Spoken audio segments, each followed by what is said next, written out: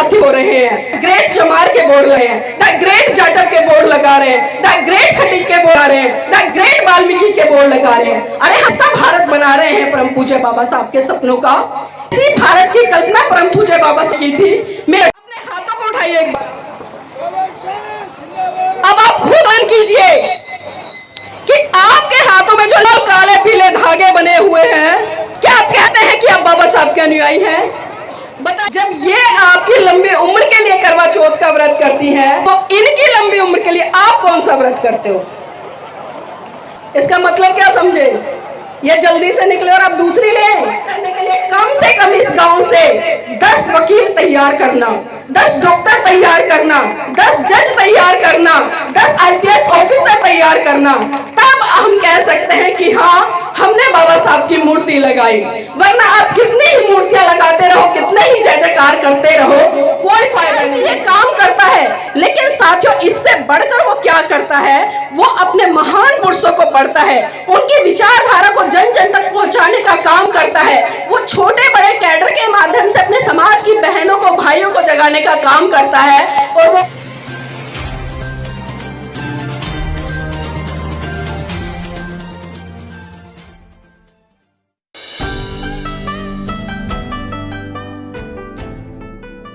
प्रथम महाकाली तथागत बुद्ध को अपनी संकल्पनाओं के सुमन अर्पित करते हुए समस्त भारतीय नारी के मुक्तिदाता, बहुजनों के मुक्तिदाता, दुनिया का सूरज, ज्ञान का प्रतीक, संविधान के रचयिता परम पूज्य बाबा साहब को सत सत नमन करते हुए बहुजनों को भारत में सत्ता के गलियारों तक ले जाने वाले साहब मान्यवर काशीराम जी को नमन करते हुए पाखंडवाद को अपनी जूती की नोक से धराशाही करने वाले पेरियार जी को नमन करते हुए और इस देश में शिक्षा की अलग जगाकर इस देश में महिलाओं के लिए पहला स्कूल खोलने वाले फूले दंपत्ति राष्ट्रपिता ज्योतिबा फूले और माता सावित्री बाई फूले जी को नमन करते हुए और इस देश में अपनी 20 बीघे जमीन को बेचकर सच्ची रामायण का इतिहास रचने वाले इस देश को ओबीसी समाज को जो पाखंडवाद रूढ़िवाद है उससे बाहर निकालकर एक वैज्ञानिक सोच देने वाले ललई सिंह पेरियार जी को नमन करते हुए और मंच पर आसीन भिक्खु करुणाशील जी को मेरा सादर बंदामी और इस कार्यक्रम में आयोजित सभी उपासक व उपासिकाओं को मेरा क्रांतिकारी जय भीम, नमो बुद्धाय।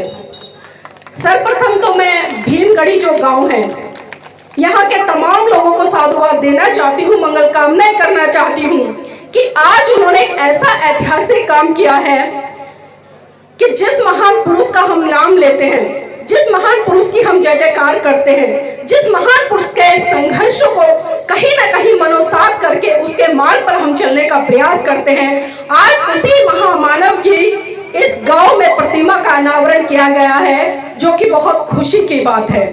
लेकिन साथियों कहीं ना कहीं मेरा एक सवाल भी है। हम मूर्तियां अक्सर सदियों से लगाते आए हुए हैं, तमाम सरकारों ने बाबा साहब की मूर्तियां लगाई, तमाम संगठनों ने बाबा साहब की मूर्तियां लगाई, लेकिन क्या सही रूप में परम पूज्य बाबा साहब की जो विचारधारा थी, जो सिद्धांत थे, क्या उनको हमने मनोसात किया? क्योंकि अगर परम पूज्य बाबा साहब की विचारधारा को हमने मनोसात किया होता, उनके सिद्धांतों को हमने पढ़ा होता, उनकी आइडियोलॉजी को हमने आगे बढ़ाया होता, तो आज भी हम कहीं ना कहीं इन नीले झंडों में उलझे नहीं होते, आज भी हम जय भीम में नहीं उलझे होते, बल्कि परम पूज्य बाबा साहब ने जिस तरह से हमें बुद्धिज्म का मार्ग दिया, आप सभी जानते होंगे, पढ़े लिखे हैं, जागरूक है, लेकिन कहीं ना कहीं फिर भी चर्चा का विषय है तो मैं जरूर चर्चा करना चाहूंगी। साथियों, किसी भी महान पुरुष की मूर्ति लगाने की सार्थकता तभी सिद्ध होती है, और खासकर इस गांव के लोगों से मैं अपील करूंगी कि आपने अगर बाबा साहब की मूर्ति लगाई है, उसको चरितार्थ करने के लिए कम से कम इस गांव से 10 वकील तैयार करना, 10 डॉक्टर तैयार करना, 10 जज तैयार करना, 10 IPS ऑफिसर तैयार करना, तब हम कह सकते हैं कि हाँ हमने बाबा साहब की मूर्ति लगाई। वरना आप कितनी ही मूर्तियां लगाते रहो, कितने ही जय जयकार करते रहो, कोई फायदा नहीं है। क्योंकि आज अक्सर एक ट्रेंड चल गया है कि हम बाबा साहब के भक्त तो बन गए हैं, लेकिन हम बाबा साहब के अनुयायी नहीं बन पा रहे। भक्त में और अनुयायी में बहुत बड़ा फर्क होता है। जो भक्त होता है वो बाबा साहब की जय जयकार करता है, जब भी उनकी जयंती आती है तो उनकी जयंती को बड़ी धूमधाम से मनाता है, और जब भी उनका परिनिर्वाण दिवस आता है तो उनकी तस्वीर के सामने दीपक प्रज्वलित करके फूल माला चढ़ा के आदरांजलि अर्पित करता है और 365 दिन फिर घर में जाकर आराम से सोता है। लेकिन वहीं दूसरी तरफ अगर मैं अनुयायी की बात करूं, अनुयायी भी ये काम करता है, लेकिन साथियों इससे बढ़कर वो क्या करता है, वो अपने महान पुरुषों को पढ़ता है, उनकी विचारधारा को जन जन तक पहुंचाने का काम करता है। वो छोटे बड़े कैडर के माध्यम से अपने समाज की बहनों को, भाइयों को जगाने का काम करता है और वो बताता है कि देखिए यही वो महान पुरुष थे जिनके संघर्ष, समर्पण, बलिदान के कारण आज हम अच्छी अच्छी नौकरियों पर काबिज, अच्छे घरों में रह रहे हैं, एसीओ वाली गाड़ियों में चलते हैं। तो ये एक अनुयायी का काम होता है और सही मायने में जो परम पूज्य बाबा साहब का अनुयायी होगा वो साथियों बुद्ध की शरण में जाए बिना नहीं रहेगा। क्योंकि अगर मैं बात करूं सन 1935 में परम पूज्य बाबा साहब ने एवला की धरती से एक घोषणा की थी कि मैं हिंदू धर्म में पैदा हुआ, ये मेरे बस की बात नहीं थी, लेकिन मैं हिंदू धर्म में मरूंगा नहीं। और ठीक 21 साल बाद 1935 से लेकर 1956 में 14 अक्टूबर सन 1956 में नागपुर की धरती पर परम पूज्य बाबा साहब ने लाखों अनुयायी लोगों के साथ में बौद्ध धर्म की दीक्षा ली। लेकिन वो लाखों अनुयायी आखिर कहाँ चले गए? अगर आज हम यहाँ पर तमाम लोगों का भी एक आकलन करें तो एक बार मैं चाहूंगी आप हाथ खड़े करके बताएं, यहाँ पर भगवान बुद्ध को मानने वाले कितने लोग हैं? कितने लोग हैं जो आपको कहते हैं कि हम बौद्ध? ईमानदारी से हाथ खड़े करिएगा। अब आप खुद देखिए, आप खुद देखिएगा क्या हम सही में बाबा साहब के अनुयायी हैं? 1956 2023 चल रहा है। अगर आज भी हम चरण में गए, बाबा साहब ने जो रास्ता दिया, हमने उस रास्ते पर चलकर विचारधारा को आज तक मनोसात नहीं किया, तो क्या सही मायने कह सके कि हम बाबा के अनुयायी हैं? बताइए क्या कह सके? हाँ, हम भक्त जो कह सकते, हम भक्त जरूर कह सकते। कहा ना कि तो सिर्फ जयकार कर लेता है, जयंतियां मना लेता है, उनका परिनिर्वाण मना लेता है और आकर घर में चढ़कर जाता है। लेकिन सारे उम्मीद करूंगी कि बिल्कुल भी ना बने और हम पूज्य बाप के अनुयायी बने और उनकी धारा को पढ़कर उसको जन जन तक प्रचारित सारित करने का काम करें। तमाम मेरी महिला साथी बैठी है, क्योंकि अभी जिस तरह से आपने मुझे महिलाओं के संदर्भ में बात करनी है, क्योंकि कहीं अगर आज भी मैं देखूं, क्योंकि जिस तरह से परम पूज्य बाबा साहब ने अपने 4 बच्चे बांध करके खासकर इस महिला को तमाम के बराबर कंधे से कंधा कर चल रही है, तो इसमें कोई अतिशयोक्ति नहीं होगी। लेकिन क्या हमने बाबा साहब को समझा? हमने बाबा साहब को पढ़ा? मेरी बहनों में आप बताओ, परम पूज्य बाबा साहब भारत देश में पहले ही होते, उन्होंने भारत देश का संविधान नहीं लिखा, उन्होंने हिंदू कोड बिल के तहत आपको तमाम वो हक अधिकार दिलाए होते, तो आपकी स्थिति आज भी उस मनुस्मृति काल जैसी होती जहां पर महिलाओं की स्थिति से भी बदती। जब महिलाओं को पुरुषों के अधीन समझा जाता था, महिलाओं को पुरुषों की जूती के बराबर समझा जाता था, उनको कोई हक अधिकार नहीं थे। लेकिन देश ऐसी हस्ती पैदा हुई, एक ऐसे महान पैदा हुए जिन्होंने तमाम अपने सुख सुविधाओं को त्याग कर अपने 4 बच्चों की पानी देकर आप सुंदर भविष्य दिया और वो भविष्य आपको संविधान के रूप में दिया, आपको हिंदू कोड के माध्यम से दिया। लेकिन क्या आपने उस संघ को पढ़ने का प्रयास किया? क्या आपने उस हिंदू बिल पढ़ने का कभी सोची जिस हिंदू कोड बिल के परम पूज्य बाप ने तमाम अधिकार दिए? लेकिन मैंने कहा ना, हम बाबा साहब तक नहीं मानते।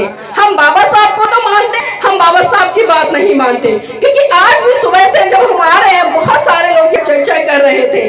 खासकर अगर मैं का भी करूं तो एक अभिषेक भाई जी हैं, जाटव लगाते हैं, अभिषेक जाटव, अपने आप को कहते हैं बाबा साहब का अनुयायी है। बताइए कि जो व्यक्ति आज भी अपनी जाति को ढो रहा है, चाहे वो एक जाटव हो या सुनील जाटव या पूजा जाटव हो या सचिन वाल्मीकि हो, पूजा वाल्मीकि या कोई भी हो, क्या आप उसको सही रूप में बाबा साहब का अनुयायी कह सकते हैं? बता सके क्या?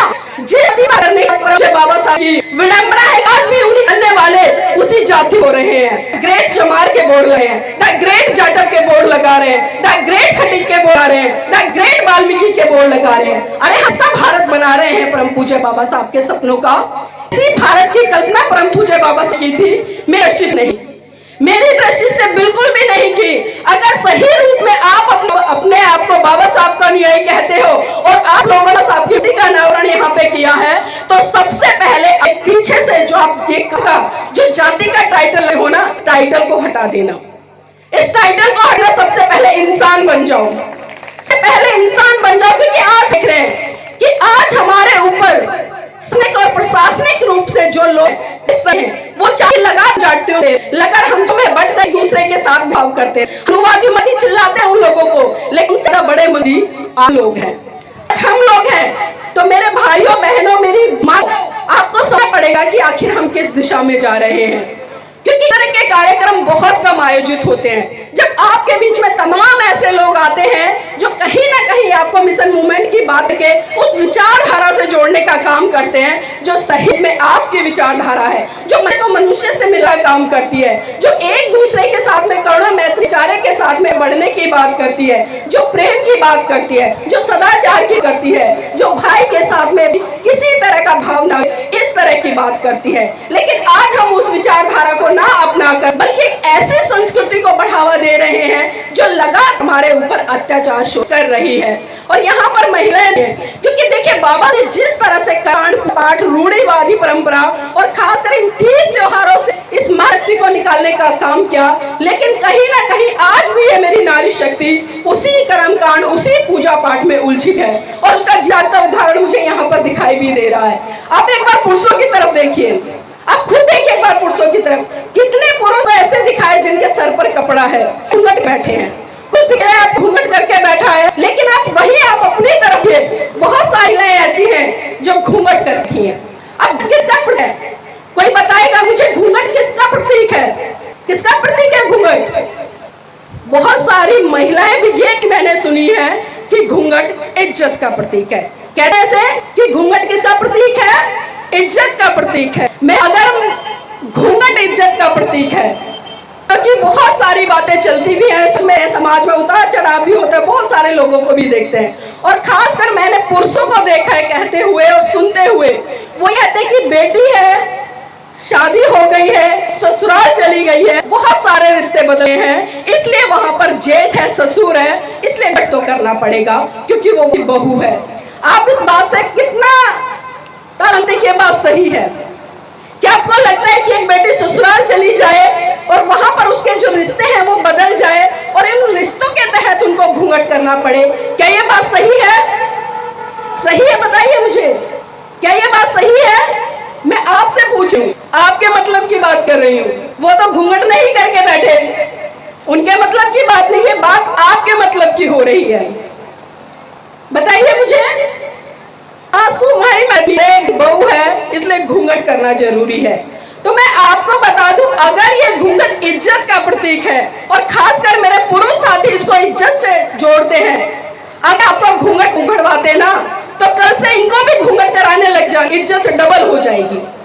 अब इज्जत का ही प्रतीक है, कल से इनको भी करा लेना कि भाई मेरे करने से अगर इज्जत बनती है तो आप भी घूंघट कीजिए, इससे कम इज्जत दब जाएगी। लेकिन मैं आपको बता दूं, मैं घूंघट की पक्षधर नहीं हूँ, चाहे पुरुष हो महिला हो। जब संविधान तहत हमें पहला ही अधिकार समानता का मिला है तो हमें समानता अपने व्यवहार में भी चरितार्थ करनी पड़ेगी, खाली मंचों से नहीं, भाषण ही, बातों से नहीं।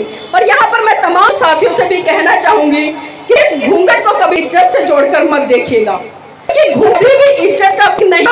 तमाम ऐसे प्रकरण देखे होंगे अपने, यहाँ तक कि अपने घर में भी बहुएं इतना लंबा घूंघट डाल लेती हैं, छोटी मोटी बातों पर जब होता है वही घूंघट करके आपको अच्छी भी दे।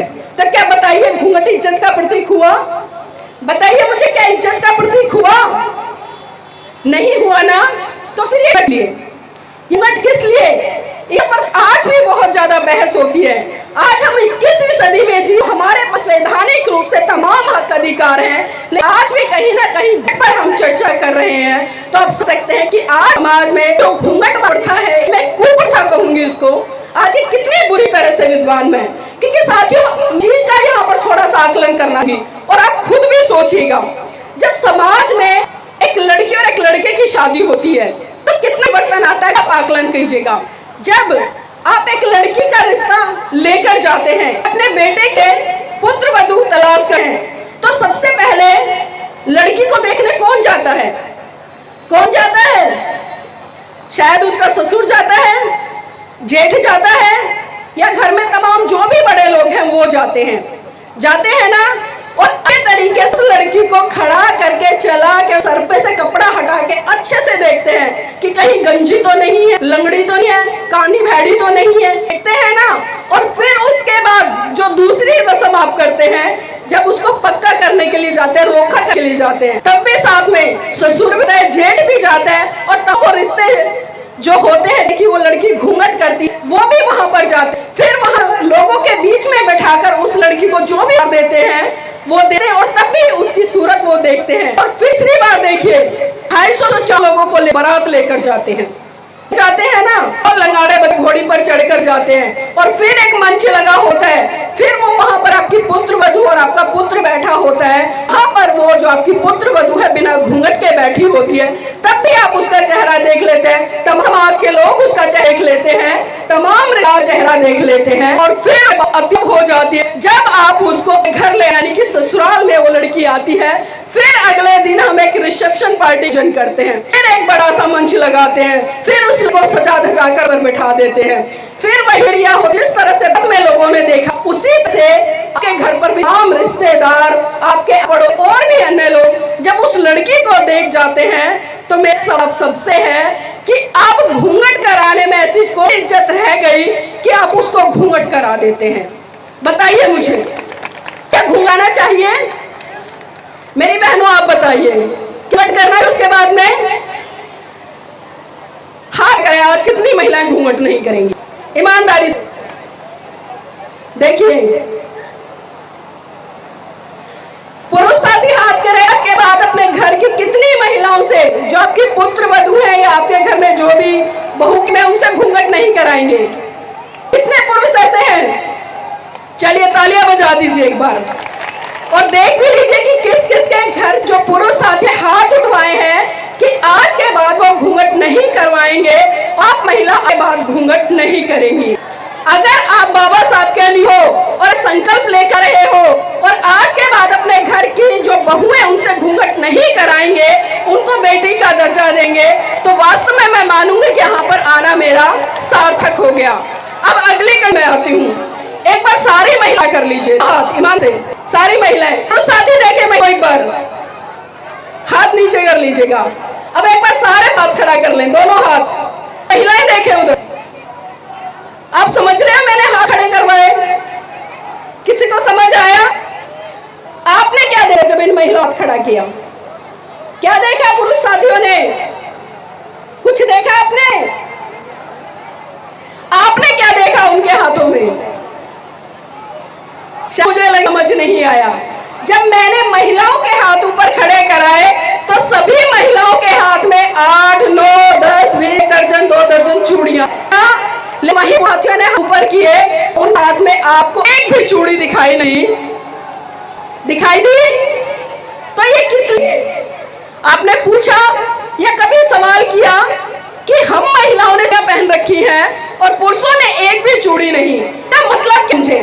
आपने स्कूल मुहावरा पढ़ा कि अगर तुम्हारे बस कुछ नहीं है तो घर में जाओ और चूड़ियां पहनकर बैठ जाओ। तो चूड़ियां किसका प्रतीक हुई? बताइए मुझे, किसका प्रतीक है? यहाँ पर हम बेटियां बैठी हैं, स्कूल जाती होंगी, कॉलेज जाती होंगी, बेटा मुहावरा पढ़ा है? मुहावरा चूड़ियां प्रतीक होती है? नहीं पढ़ा? नहीं पढ़ी? पुरुष साथी में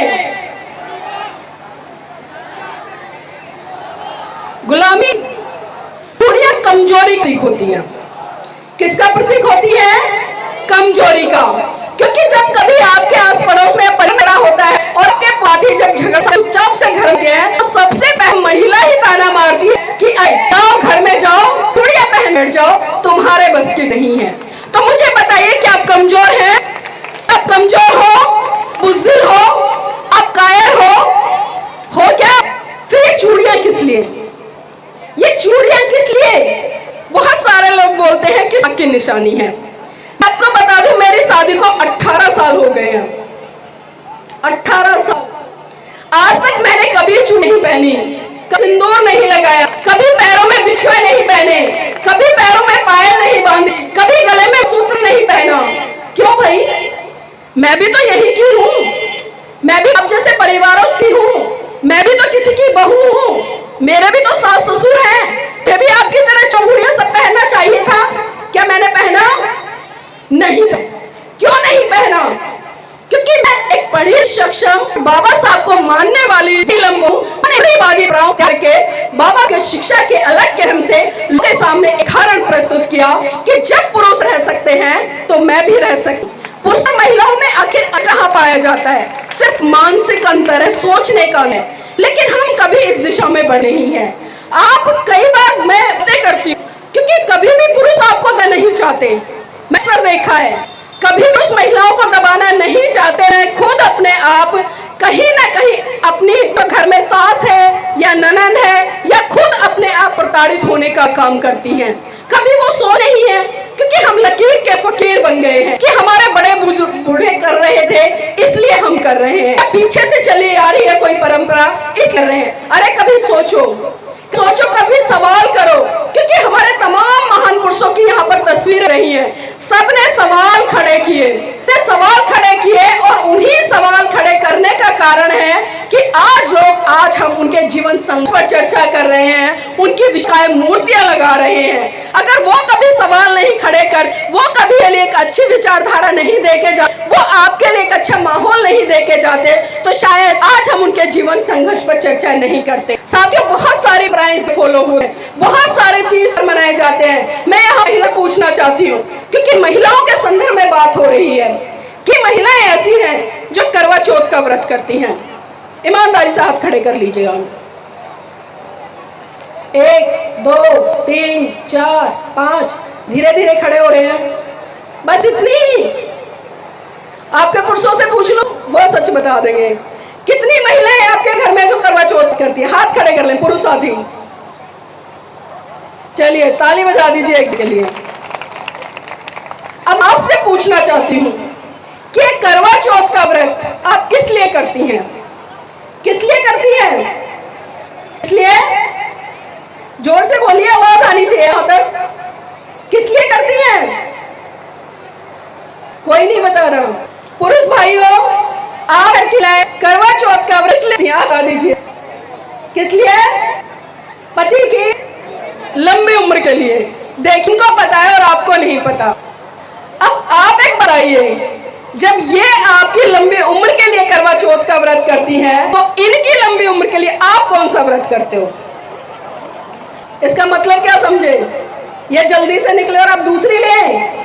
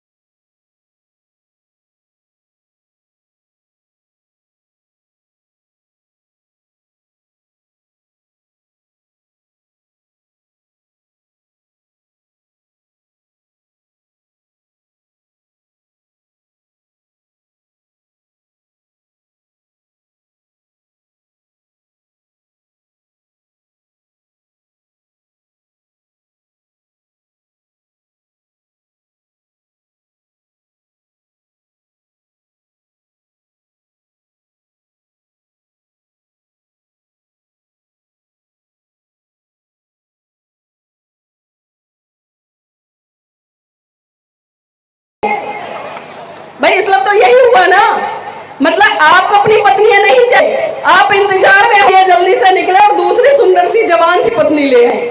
इसका मतलब तो यही हुआ। मेरी बहनों, मेरे भाइयों, अगर इन चौथ के व्रत रखने से पतियों की लंबी उम्र हो जाती ना, मैं आपको बता दूं भारत तमाम को मानने वाली महिलाएं करवा का व्रत कर लेती, उनके पति लंबी उम्र इस दुनिया से नहीं जाते, लेकिन नहीं है। और ये नारी शक्ति ही आजकल फैशन का दौर है, सुबह से लेकर शाम तक भूखी रही, और मेरे पुरुष साथी भी कुछ भी खाते पीते रहे, कोई मतलब नहीं है। और जब शाम करवा चौथ का बोलती है, जिस तरह महिलाएं सज धज कर खड़ी हो जाती हैं, उसी तरह से सूट बूट पहनकर मेरे समाज के पुरुष साथी भी खड़े हो जाते हैं। और जब महिलाएं शाम को करवा चौथ का व्रत खोलती हैं, तो छन्नी में से किसको देखती हैं? किसको देखती हो? किसको देखती हो? जोर से बोलो, किसको देखती हो? चांद को। अब एक बात बताइए मुझे, मैं आपसे भी पूछ रही हूं, से भी पूछूं, जब आपका बच्चा कई बार शाम के समय रोता है, तो ये महिला बड़े गर्व से कहते हैं कि बेटा देख मामा निकल गया। क्या बोलती है? कि बेटा देख मामा निकल गया। और जब करवा चौथ जैसी रूढ़िवादी परंपराएं आती हैं, आप उसी चांद को, उसी भाई को पति के रूप में छन्नी में से देखने का काम करती हैं। तो ये कैसा दोहरा मापदंड, ये कैसा दोहरा मापदंड? क्या आपने सोचा है क्या इसी दिन के लिए परम पूज्य बाबा साहब ने 4 बच्चों की कुर्बानी दी? क्या इसी परम पूज्य साहब ने अपनी संगनी की कुर्बानी दी? इसी दिन पूज्य तमाम संसाधन कुर्बानी दी कि समाज मिलाए ऐसे हालत जाए और अपने की जो धनता है उसमें आग लगा काम करे। बहनों, मैं आपको बता दूं कि साल में कम 10, 12, 30 त्योहार ऐसे आते हैं जिन पे अपने पुरुषों की गाड़ी खून पसीने की को पानी की तरह बहाती रहती है, लेकिन वही पैसा अगर आप इकट्ठा करके अपने बच्चों के शिविर लगा दो ना, तो आज मैं भीमगढ़ी की पावन धरती से कह रही हूँ कि आने वाले समय में आपके बच्चे डॉक्टर, इंजीनियर, जज बनेंगे, वकील बनेंगे, या किस देश के राष्ट्रपति और प्रधानमंत्री भी। कोई नहीं रूढ़िवादी प्रथाओं से बाहर निकल आकर एक वैज्ञानिक सोच की तरफ बढ़ने की, लेकिन हम विज्ञान से कोसों दूर भागते हैं। आज हम अपने बच्चों को सराहने की बात करते हैं। आज हम सपने लेते हैं कि हमारा बच्चा साइंस पढ़े, साइंस कर वो डॉक्टर बने, लेकिन हम घर में क्या कर रहे हैं? उस साइंस को हम फॉलो कर रहे हैं, इसमें कहीं ना कहीं हम उस साइंस पर बात को हावी कर रहे हैं, जो कि बहुत गलत बात है। तो इसलिए मेरी बहनों, भाई जी आगे मैं चाहूंगी भाई जी शांति से आए और बैठ जाए। हमारे भाई अभिषेक कुमार जी तो हमारे समाज का एक रोल मॉडल है। मेरे साथी, मेरे सभी निवेदन है कि आराम से अभी मंच तक आए। भाई कुमार जी मंच पर आकर अपने स्थान लें। भाई अभिषेक जी, जय भीम, जय भीम।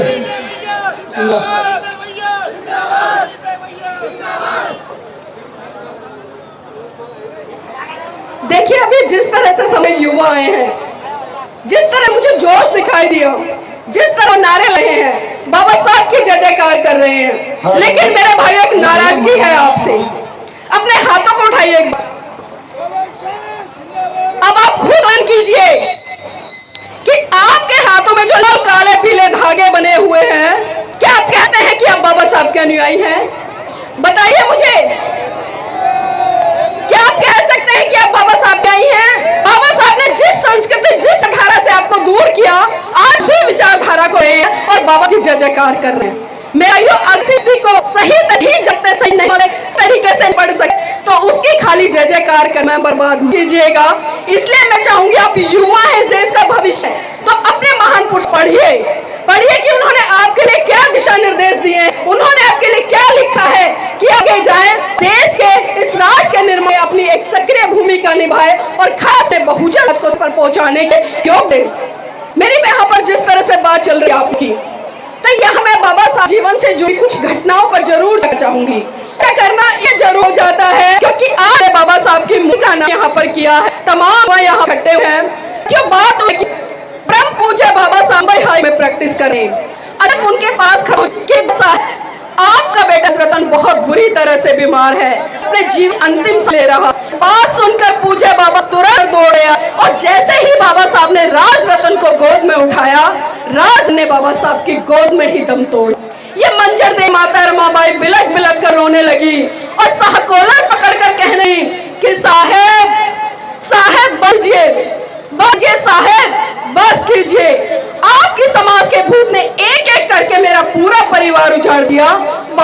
बस कीजिए।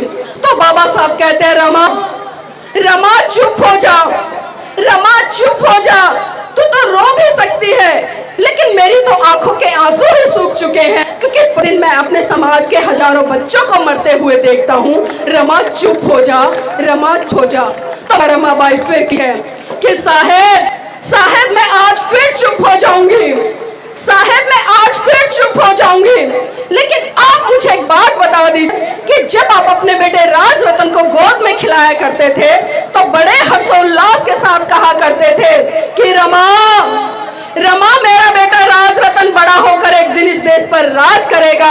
तो साहेब राज रतन दुनिया में रहा नहीं, अब मुझे ये बता दीजिए बड़ा कर अब इस पर करेगा। बाबा राज रतन का शरीर पर हाथ कर कसम खाते हैं और कहते हैं कि रमा रमा मैं भारत देश में एक दिन ऐसा करके जा कि हर रमा से जन्म लेने वाला राज इस देश पर राज करेगा, इस पर राज करेगा। और वो मेरे साथियों आपको परम पूज्य बाबा साहब संविधान के अंदर देकर गए, एक वोट देने तक से लेकर एक शासक बनने का अधिकार, लेकिन बहुजन समाज लोगों ने शायद वोट को नहीं जा, जितनी की एक गधे कुत्ते बिल्ली की है ना उससे भी बदतर आपने कीमत अपने वोट की कर दी है। क्योंकि कहीं ना कहीं जब चुनाव का समय आता है तो मात्र 500 रुपए में या एक दारू के बदले में अपने बहुमूल्य वोट को उन चांडाल लोगों को बेच हो, लोग सत्ता में आकर आकर्षण करते हैं।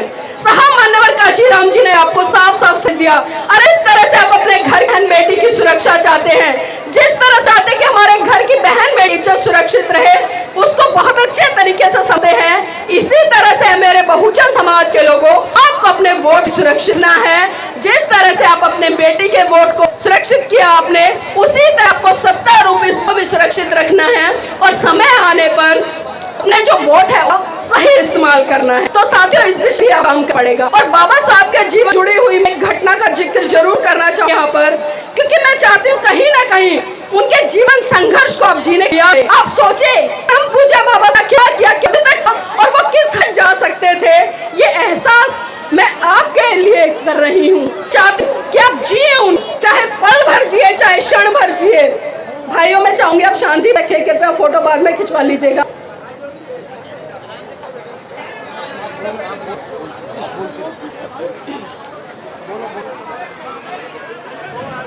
देखिए मैं आपका ज्यादा नहीं लूंगी क्योंकि एक घटना के बाद मैं अपनी बात को समाप्त कर दूंगी, इसलिए मैं अपने जो साथी उनसे चाहती हूँ कृपया शांति बनाकर बैठ जाएं। जो भी फोटो आपको लेना है क्रम के बाद ले लेना, समय आपका है, क्यों तरह से चलकर यहाँ आए हैं। और मैं चाहूंगी अनुशासन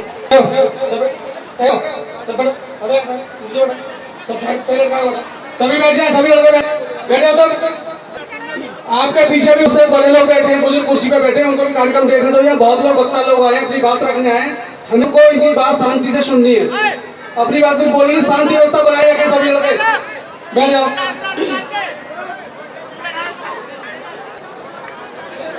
सब बात उस समय की है साथियों, बात समय की। जय भीम कहना जोर से लगाएं, जय भीम, जय जय जय जय। बहुत सारे मैंने थोड़ा शांति बनाने लगवाए हैं साथियों। बात समय की है जब परम पूज्य बाप पीएचडी की लेकर विदेश महाराष्ट्र लौटे और जब महाराष्ट्र के लोगों को पता चला कि परम पूज्य बाबा साहब आ रहे हैं, पीएचडी की डिग्री लेकर रहे हैं, तो कहीं उनके मन में एक हर्षोल्लास था और वो चाहते थे कि साहब जब पीएचडी की डिग्री कर लौट रहे हैं तो उनके सम्मान कार्य में हम एक भव्य कार्यक्रम का आयोजन करें।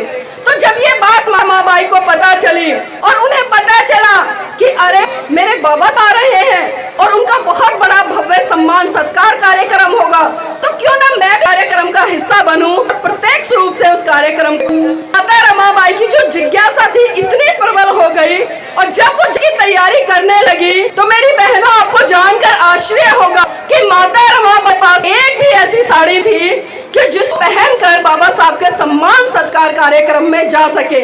मामाबाई ने घर खंगोला, लेकिन उनके शरीर को ढकने के लिए एक भी अच्छी साड़ी नहीं थी, लेकिन तभी उन्हें याद आया कि साहू जी महाराज ने एक बार सम्मान बाबा साहब पगड़ी भेंट की थी और वही पगड़ी माता रमाबाई रमाबाई ने ट्रंक में से निकाली और फटी हुई साड़ी के ऊपर लगकर बाबा साहब सम्मान सत्कार कार्यक्रम में पहुंच गई। एक बात बोले, जिस मां के जीवाती का सम्मान कार्यक्रम चाहो, उसमें हार पहनाए जो हो, तो उस महिला को कहाँ होना चाहिए?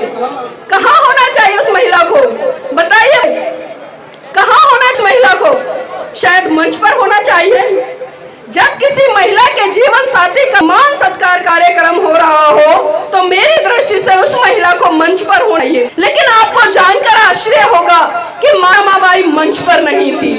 अगर मंच पर नहीं थी तो शायद जो मंच के आगे पंक्ति थी वहां उनको होना चाहिए, लेकिन माता बाई पर भी नहीं थी। मेरी बहनों, माता रमा न मंच थी, न पहली पंक्ति में थी, न दूसरी पंक्ति, न तीसरी पंक्ति में थी। यहाँ तक कि जो लाखों की भीड़ दूर तक खड़ी थी, वहां पर माता रमाबाई दूर दूर तक नजर नहीं आ रही थी। बाबा भी टकटकी लगाकर एक आस भरी से भीड़ में रहे थे, कहीं मुझे मेरी रामू दिखाई दे, लेकिन माता रमाबाई कहीं दिखाई नहीं दे रही थी। धीरे धीरे जैसे जैसे बाबा साहब का भाषण अंतिम छोर पर जा रहा था, तभी बाबा साहब अचानक नजर पेड़ था और उस पेड़ के पीछे खड़ी एक महिला पर पड़ी, जो महिला चुपके से उन्हें निहारी थी। बाबा साहब बिना कहे समझ गए कि उस पेड़ के पीछे जो छुपके से मुझार रही है वो कोई और नहीं बल्कि वो मेरी रामू है। और जब बाबा साहब का भाषण खत्म हुआ तो बाबा साहब भीड़ को छीनते हुए सिर्फ पेड़ के पीछे गए और वहां पर माता रमाबाई खड़ी थी। उनका हाथ पकड़कर आंखों में आंसू लिए बोले कि रमा मुझे माफ करना, रमा मुझे माफ करना। रमा ऐसा नहीं है कि मैं तुझे आभूषणों से नहीं लाद सकता, रमा ऐसा नहीं है कि मैं तुझे एक से बढ़कर एक सुंदर साड़ी नहीं पहना सा। रमा, जितनी जिम्मेदारी मेरी तेरे प्रति है उससे ही ज्यादा जिम्मेदारी मेरी इस भारत देश प्रत्येक उस महिला के प्रति है जिसको आज शरीर ढकने के लिए ठीक से वस्त्र भी नहीं मिलते। तो रमा मुझे माफ करना। तो बहनों सोचिए, जिस माता रमाबाई ने अपने जीवन में कभी एक भी अच्छी साड़ी नहीं पहनी और उसी रमाबाई के त्याग पर बलिदान आज हर रुपए लेकर 1 लाख 2 लाख तक की पहनी है। ये समर्पण है माता बाई का, ये समर्पण है। और मैं कहूँ कि जो लोग ये कहते हैं कि बाबा अकेले थे, मेरे भाइयों, जिस दिन मेरे समाज की बहनों ने माता रमाबाई के जीवन को पढ़ लिया और उसको जान लिया और उसका 10% भी जिस दिन इन्होंने जीना, तो इस भारत देश में एक नहीं दोबारा से हजारों अम्बेडकर पैदा होंगे। लेकिन जरूरत है माता रमाबाई बनने की। वक्त का है और जाते जाते मैं सिर्फ इतना ही कहूंगी कि देखना कुछ है, देखना कुछ है, देखते रहिए। देखना बहुत है, देखते रहिए। करना बहुत कुछ है, करते रहिए। समाज आज भी बलिदान मांगता है, पर सच तो ये है मेरे साथियों, आज आपसे आपकी जान नहीं बल्कि आपका ईमान मांगता है, आपका मान मांगता है। जय नमो बुद्धाय।